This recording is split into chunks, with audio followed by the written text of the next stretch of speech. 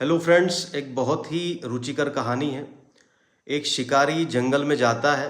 जंगल में भटकते भटकते जब वह थक जाता है तो एक पेड़ के नीचे वो बैठ जाता है। जब वो बैठता है तो देखता है कि पास में ही एक इंसान की खोपड़ी रखी हुई है। अब चूंकि शिकारी अकेला है, बोर हो जाता है, थका भी है, सोचता है चलो इसी से कुछ बतिया लेते हैं, जवाब तो आएगा नहीं। वह खोपड़ी को कहता है हेलो। थोड़ी देर के बाद वो खोपड़ी भी रिप्लाई में बोलती है हेलो। अब शिकारी यह जानकर बड़ा आश्चर्यचकित हो जाता है कि खोपड़ी बोली। तो शिकारी फिर उस खोपड़ी से पूछता है कि तुम्हारी यह दुर्दशा कैसे हुई। तो खोपड़ी कहती है बकवास करने से। यह सुनकर शिकारी बहुत ही डर जाता है और भागता भागता जाता है राजा के पास, यह सोचता हुआ कि चलो राजा को बताऊंगा कि मैंने ऐसी एक चमत्कारी खोपड़ी देखी है जो बोलती है, और ये खोपड़ी तो राजा के पास होनी चाहिए और राजा ये सुनेगा तो मुझे पुरस्कार देगा। वो जाता है राजा के पास, राजा को कहता है कि राजा साहब मैंने ऐसी खोपड़ी देखी है जो बोलती है।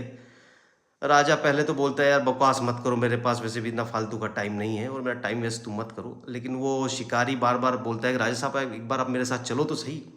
अब चूंकि वो शिकारी राजा का बहुत परिचित होता है और बहुत पुराना शिकारी होता है तो राजा ने सोचा चलो ठीक है, झूठ तो बोलेगा नहीं। राजा, उसके दरबारी, सैनिक सब लोग चलते हैं, आगे आगे शिकारी चलता है, पीछे राजा और उसके दरबारी लोग चलते हैं। जैसे ही वह खोपड़ी के पास पहुंचते हैं, शिकारी उस खोपड़ी से फिर कहता है हेलो। लेकिन इस बार खोपड़ी से कोई आवाज़ नहीं आती।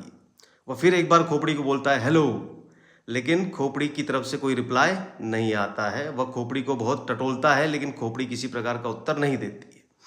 ये सारा घटनाक्रम देख के राजा का हो जाता है दिमाग खराब। राजा कहता है अपने सैनिकों से कि इस शिकारी की गर्दन उतार दो। शिकारी की गर्दन काटने के बाद राजा वहां से चला जाता है। अब उस कटी गर्दन से वह खोपड़ी फिर से कहती है हेलो, तुम्हारी ये दुर्दशा कैसे हुई। तो गर्दन कहती है बकवास करने से। तो कुल मिला के इस कहानी का निष्कर्ष ये है कि जिस ज्ञान का हमें अनुभव ना हो उस ज्ञान का बखान हमें कहीं नहीं करना चाहिए। कभी कभी हम अपने अहंकार को तृप्त करने के लिए अपने ज्ञान का बखान करते हैं, लेकिन उस ज्ञान का हमें अनुभव नहीं होता है। तो पहले अनुभव लें, उसके बाद ही अपने ज्ञान का बखान करें। नहीं तो कई बार ज्ञान का बखान करना भी हमें एक बुरी दशा में या दुर्दशा में फंसा देता है। Thank you.